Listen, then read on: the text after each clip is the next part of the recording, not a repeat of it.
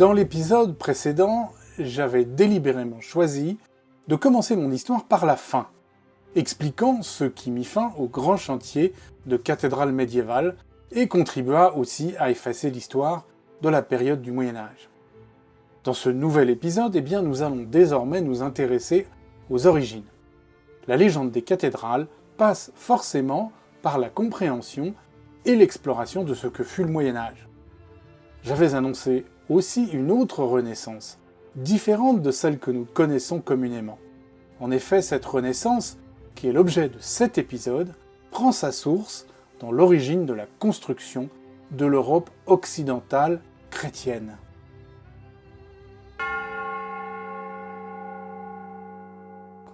D'abord, savez-vous ce que c'est que ceci?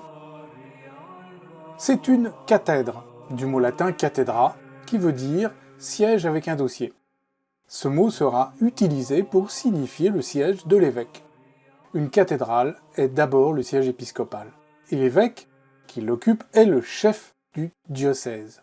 Ce qui veut dire que la cathédrale est un statut et non pas un style architectural. Et ce sont les évêques qui vont jouer un rôle primordial dans l'édification des grandes cathédrales que nous connaissons. L'éclosion du style gothique, si caractéristique de la plupart des cathédrales, fut bien favorisée par les évêques. Notre histoire va donc nous permettre de comprendre ce qui amena les évêques à entreprendre de telles constructions. Mais partons des origines. Au début du christianisme, les apôtres du Christ se voient investis d'une mission évangélique. Ils vont essaimer un peu partout dans l'Empire romain et, à leur disparition, d'autres disciples vont prendre le relais et ainsi vont se former des communautés sous la direction d'épiscopos, c'est-à-dire de surveillants. Les évêques sont techniquement les héritiers et les représentants de la mission apostolique des apôtres et des disciples du Christ. À l'époque romaine, on atteste dès le IIe siècle de la présence de grandes communautés chrétiennes en Gaule. La Gaule à l'époque romaine était divisée en 4 régions, subdivisées en circonscriptions administratives appelées diocésis et placées sous la responsabilité d'un représentant civil de l'empereur. Des textes attestent qu'en l'an 314 s'est tenu à Arles un concile réunissant 16 épiscopos, ce qui signifie qu'à cette époque, chaque diocèse romain avait déjà un évêque. Lorsque, au 5e siècle, l'administration romaine s'est retirée face à l'arrivée croissante de peuples germaniques, les fameux Goths, ce sont les évêques qui vont assurer la relève. Souvent issus de familles nobles romaines, éduquées et riches, ils vont s'imposer comme les chefs naturels pour protéger la population et maintenir la cohésion de la société. Ces envahisseurs barbares, d'ailleurs, comprennent très vite tout l'avantage qu'il y a à collaborer avec ces évêques. Dans le désordre de ces invasions, les évêques vont devenir des chefs polyvalents. À leur rôle religieux, ils vont ajouter un rôle politique, un rôle économique, en distribuant des vivres et des aumônes, et même un rôle social. On fait officiellement commencer le Moyen-Âge au 5e siècle. Une date reste capitale dans l'histoire de l'Europe occidentale chrétienne. Après avoir conquis une bonne partie de l'ancienne Gaule romaine, le chef franc Clovis va recevoir le baptême le jour de Noël à Reims en l'an 498. Mais avant cela, il va surtout faire un geste plein de signification. Il va donner raison à un évêque contre l'un de ses soldats dans l'affaire du fameux vase de Soissons. Cet épisode va symboliser l'étroite association qui va se créer entre les dirigeants laïcs et les évêques, liant ainsi l'ancien monde romain avec le nouvel ordre germain, entre le peuple et les chefs guerriers qui vont se disputer désormais les territoires laissés par Rome.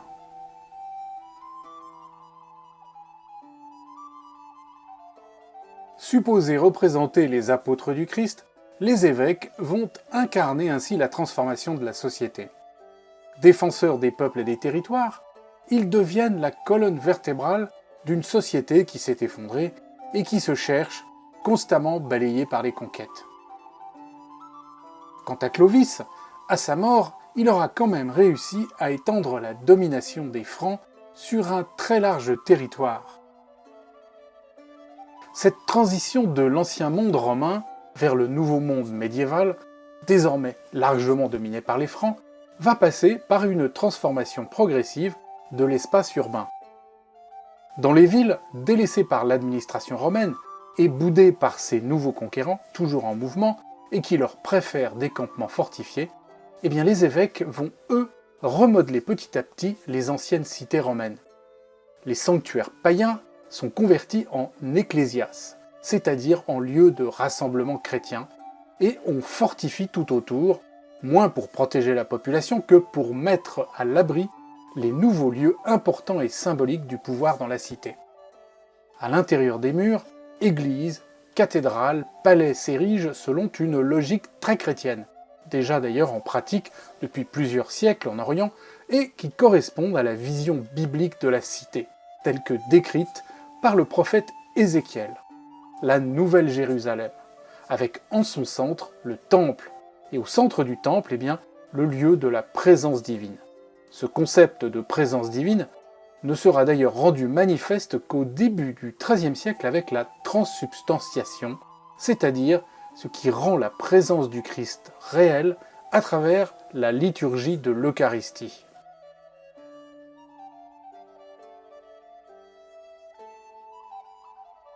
Nostalgiques de la toute-puissance de Rome, les descendants de Clovis, qui donnera la dynastie des Mérovingiens, ces descendants vont chercher à imposer leur domination, sans cesse minés par les partages lors des successions. Ceux que l'on nommera les rois fainéants vont se montrer incapables de maintenir l'unité. Et ce que fut la France a souvent changé d'aspect dans le courant de cette période. Nous voici maintenant au 8e siècle avec un certain Pépin le Bref. Il est le père de Charlemagne. Alors je mentionne ce Pépin parce qu'il va réussir un coup magistral. Il va aider le pape à gagner sa souveraineté sur une partie de l'Italie autour de Rome, qui sera d'ailleurs l'origine des États pontificaux. Et le pape en retour va lui faire un cadeau de taille. Il va sacraliser son titre. Les rois ne seront plus des chefs élus, mais des choisis de Dieu, pour guider le peuple. Les évêques, toujours proches du pouvoir, eh bien, se voient ainsi éclipsés dans leur prestige de représentation du sacré. Le fils de Pépin, Charlemagne, sera ainsi sacré empereur en l'an 800. Il va réussir non seulement à unifier les royaumes francs, mais surtout à imposer une christianisation de son empire. Il le déclarera d'ailleurs Saint-Empire. Mais son principal héritage va être dans l'établissement d'une hiérarchie nobiliaire. Pour contrôler son vaste empire, Charlemagne va s'entourer de représentants qu'il met à la tête des différents domaines de son empire. Ce seront les ducs, les comtes et les évêques qui vont constituer ainsi le premier tissu aristocratique du royaume. Immanquablement, après la disparition de Charlemagne, l'empire unifié va se vaporiser à nouveau sous le coup de l'ambition de ses petits-fils. Et les souverains affaiblis vont perdre progressivement leur influence et leur capacité à gouverner au profit de grands aristocrates territoriaux hérités de l'empire. Ainsi va naître le principal ressort de la société médiévale. La pyramide féodo-vassalique. Cette pyramide féodo-vassalique est en fait un réseau d'alliances basé sur la loyauté, la fidélité et le service qui se récompensera en terre. Les domaines aristocratiques vont ainsi se morceler et se subdiviser. Le seigneur fait appel à son petit monde de combattants et tout le monde part à la conquête ou à la reconquête de quelques domaines. Les évêques n'échapperont pas à cette pyramide. Ils deviendront naturellement des vassaux et suzerains s'intégrant ainsi parfaitement dans cette hiérarchie. Ces évêques dont nous avions abordé l'importance et qui étaient devenus les maillons de stabilité dans un monde agité et en pleine transition entre la Gaule romaine et le Moyen-Âge, eh bien, ils vont devenir des pions dociles de ce nouveau pouvoir laïque. Le monde du 8e au 10e siècle mérite bien son nom d'âge sombre. Un monde renfermé, cloisonné derrière d'épaisses palissades et entouré de denses forêts. les routes sont quasiment inexistantes. Le roi organise pendant la belle saison des expéditions punitives et des conquêtes avec ses vassaux, et puis chacun retourne dans son fief, où il règne à la manière d'un souverain sur une population asservie. On a bien là une vision conforme avec les quelques clichés de ce Moyen-Âge obscur. On assiste en effet durant cette période à un véritable effondrement du pouvoir. Le territoire se fragmente et se morcelle pour ne laisser que de grands domaines contrôlés par de puissants seigneurs, auxquels sont attachés par les liens féodo-vassaliques une multitude de petits seigneurs. Plus personne n'attend grand-chose d'une royauté devenue quasi insignifiante. C'est dans ce contexte que vinrent de nouvelles menaces en provenance du nord et de l'est. Les raids menés principalement par les Vikings vont à nouveau plonger les royaumes, déjà bien fragiles, dans un nouveau chaos de pillage, de brutalité et de destruction. Aucune région ne va être épargnée. Ces Vikings puissants, imprévisibles et extrêmement mobiles vont s'adonner ainsi pendant plusieurs décennies à leur loisir estival préféré, le massacre gratuit, le vol, le viol, dans le but de semer la terreur. La cité de Paris fera ainsi l'objet d'attaques répétées de bandes de Vikings extrêmement agiles et déterminés.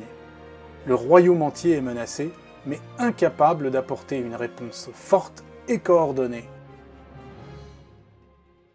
Finalement, c'est le roi de Francie occidentale, Charles le Simple, descendant de Charlemagne, qui va négocier avec Rollo, chef viking norvégien.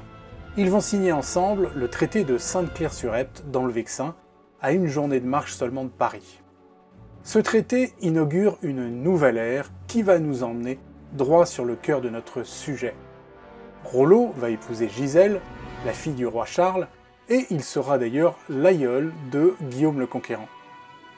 Alors on ne réalise pas très bien les impacts de ce traité, mais il va considérablement façonner le paysage de l'Occident. La nouvelle terre des Normands va inaugurer une ère de déconfinement, littéralement. Les communautés humaines recroquevillées derrière des palissades et des murailles vont se remettre à tisser des liens avec l'extérieur, à voyager, à construire, à cultiver, à défricher, et cela va se ressentir au niveau de la croissance de la population. Nous voici arrivés à ce moment qui va voir l'éclosion d'un nouveau monde. Vous l'avez donc compris, je ne suis pas en train de vous présenter le temps de Léonard de Vinci, de François Ier ou des châteaux de la Loire. Ça, c'est la fausse Renaissance. Cette Renaissance, elle va voir converger un faisceau de facteurs qui vont réellement mériter le nom d'âge d'or. Alors bien sûr, nous sommes quand même au Moyen-Âge, un âge violent et inégalitaire, mais les courbes de croissance de la population sont là pour l'attester. Entre le Xe et le XIVe siècle, les choses changent radicalement. Et c'est durant cet âge d'or que nos grandes cathédrales vont être édifiées. Voici ce qui fut très probablement le paysage de la France sur une période de près de 3 siècles. Une période durant laquelle va se produire une véritable transformation de la société. Les routes commerciales vont s'ouvrir, le paysage va changer pour faire place à une expansion agricole sans précédent. C'est donc durant cette période que l'on va lancer partout des chantiers de construction qui aboutiront à l'édification des grandes cathédrales. L'Europe se réchauffe, les pluies se réduisent, qui vont donner un climat très favorable à la culture des céréales, qui est l'alimentation principale à cette époque où l'on ne cultivait, on ne consommait que très peu de légumes. Compte tenu quand même du très faible rendement agricole, eh bien, il faut beaucoup de terres à cultiver pour nourrir une population en forte croissance. Et les outils agricoles sont encore trop précaires malgré l'arrivée de l'acier. L'agriculture progresse et le défrichement des terres va atteindre des proportions telles que l'on va dépasser celles du XXe siècle. À la fin du XIIIe siècle, la surface boisée de la France ne représentera plus que 25% de la surface totale. Premier constat, on va friser la pénurie de bois. Et c'est un vrai problème, car le bois sert à tout. Aux constructions, les châteaux forts, les abbayes, les ponts sont en bois. Il sert aussi au chauffage, à la guerre, à l'agriculture, enfin à tout. On va devoir lui trouver un substitut, car malgré sa résistance, eh bien, le bois est quand même facteur de risque d'incendie. On va donc à cette époque se mettre massivement à tailler la pierre. Et ceux qui en utiliseront le plus, eh bien, ce sont les moines. Le royaume de France va charrier en à peine 3 siècles plus de pierres que toute l'Égypte ancienne durant toute son histoire. Ce ne sont pas moins de 80 cathédrales et près de 500 grandes églises qui vont s'élever entre l'an 1050 et l'an 1350. Et notre histoire est loin d'être terminée. Dans les prochains épisodes, je vous raconterai comment le monde religieux de cette époque va recouvrir le paysage d'édifices, mais aussi se diviser sur leur réalisation. Et comment l'Église va utiliser la pierre pour affirmer son dogme.